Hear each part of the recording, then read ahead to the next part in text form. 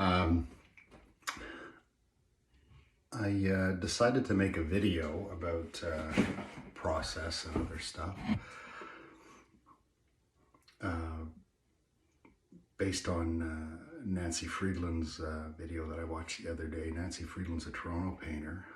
She's one of the artists who I purchased from during the Artist Support Pledge, which it's still going on, which I've gotten away from, but it's still happening to support artists through COVID. When a lot of us are out of work or otherwise unable to make a living at our day jobs. Anyway, Nancy's video was really, really interesting to me. I don't know much about Nancy. I've never met her. A contemporary of mine, I would suspect, and I learned that she had only begun painting following her long-time photography practice in the last few years, which is really interesting. She's a good painter, and her work is very atmospheric and very emotional, nostalgic in the best sense of that word. And she was quite forthcoming about her strengths and weaknesses, I guess, for lack of a better word, just in terms of her relative newness as a painter. And so I thought that was so interesting for me to watch that I would try it. I don't know if anyone gives a shit about what I'm doing here, but they might. And so everyone likes to hear about an artist's practice and process. I do, and I think so. I think other people do. I posted a lot of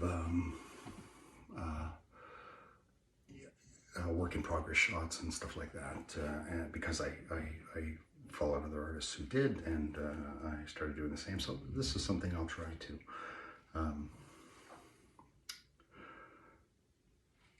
I'm going to talk about the landscape work that I do. Small landscapes focused on a singular cloud on a well-defined horizon line, usually the water, that I've been painting for a long, long time, and which I have a love-hate relationship with. I did very well selling these during the Artist Support Pledge, which allowed me to buy the work of many artists and built a little collection of some established people and some up-and-coming younger artists and students. Nancy Friedland among them, not she's a more established person. I didn't mean that she was a student. Anyway, these landscapes, the singular cloud on the horizon, it's been an image that I've worked with for 20 years. I showed a series of these paintings at Catherine Mulheron, God rest her soul, in the early 2000s, and sort of pursued the series on and off after that. Like Nancy, I have been back painting for a few years now, 5 or 6 years, after sort of leaving this industry for a while, raising children, making a living, all of that stuff. Some regrets, but mostly not.